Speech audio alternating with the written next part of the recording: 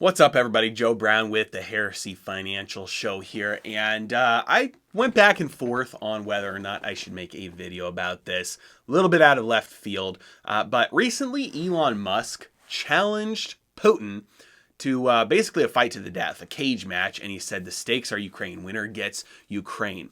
And got some headlines, got some people talking about it. We saw a lot of people doing comparisons between, how tall they are, how much they weigh, each of them, their athletic abilities, their training with martial arts, trying to make, guesses and bets on if it were to happen, which it never would, but if it were to happen, who would win.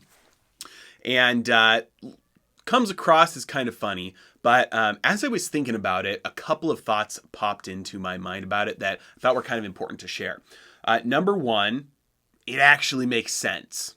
I mean, I know it would never happen, but it actually makes sense to do something like this, number one. Number two, there's historical precedent to doing things like this. And number three, it would result in actually a far better outcome. And finally, there's a much higher morality compared to the alternative. So we're going to go over all four of those things. Ready? Let's dive in. All right, so why does this actually make sense? Well, number one, there's skin in the game. If you look back at history, for most of history, wars were always fought hand to hand, face to face until the last 100 years or so. We just didn't have the technology to be able to kill people remotely. And because of this, there was always some skin in the game by those who were advocating to go to war. You had to actually be the one to go there and physically watch yourself be the mechanism by which somebody else dies. Nowadays, like right now, I'm reading a book called Enough Already by Scott Horton. I highly recommend it, especially if you have any delusions about the morality and the patriotic nature of the wars that the United States has been engaged in over the last couple of decades. Highly recommend it. Might wreck your world a little bit, but it is high time to end these endless wars and stop engaging in these useless battles where we're slaughtering millions, either directly or indirectly, all around the world for no benefit and no reason. One of the things that's talked about in that book is the lack of skin in the game. How we have fleets of drones that can wipe out villages from the sky, operated by somebody on a computer as if it's a video game. The ability for moral or ethic decision making in a situation like that is decreased drastically from somebody who's faced with the only way that you can win that battle is to physically be a part in that battle. So doing something like a cage match, fight to the death, puts the skin in the game back in for the leaders. It used to be that leaders would have to ride in to war. So this is why I say there's some precedence for this. Leaders, the kings, the chiefs, the generals, they would have to be the ones to lead their battles into fight. If you remember, in the Bible, the story, David and Goliath. So David grew up, he became the king, and then there's the David and Bathsheba story. And for anybody who's studied the kind of the cultural background of Bible stories like this, in that story, one of the things that the author is doing is he's highlighting the fact that everybody was off at war, because the story goes, he saw Bathsheba bathing, and then so he invited her in, and then when the husband found out, he sent the husband to the front line of the war. So in the way that the author is telling the story, he's highlighting the fact that King David, was not in battle. He was at home in his castle doing things he shouldn't have done when he had sent off all of his troops to battle. So it was a way to shame David as king for not having skin in the game and not leading his troops into battle himself, but for hiding in his castle at home where he's safe and protected while sending his people off to get slaughtered.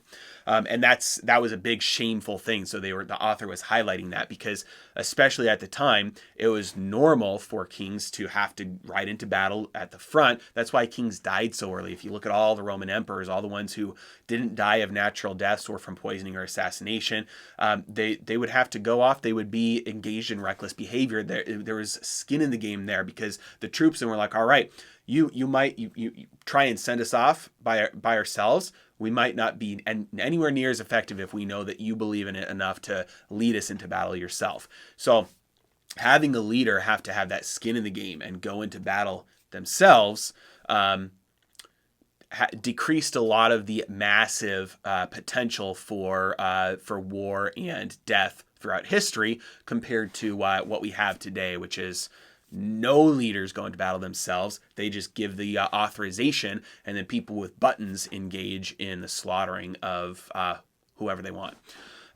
Now, the third thing about this, so number one, there's precedence. Number two, it makes sense from the skin of the game, is the idea of a champion. So again, David and Goliath. This was another common practice for a lot of human history, in order to avoid battles where a third of your men that are able to work and produce money and work the fields and take care of families, or half of your men or most of your men, in order to avoid that slaughter, that massive disaster of human death, that massive toll, what nations would do if they wanted to battle, they would pick a champion, one champion, and they would send out their best to fight, one-on-one, man-to-man, and whoever won, they would say, well, if your best defeated our best, then there's a very good chance that all of you would defeat all of us.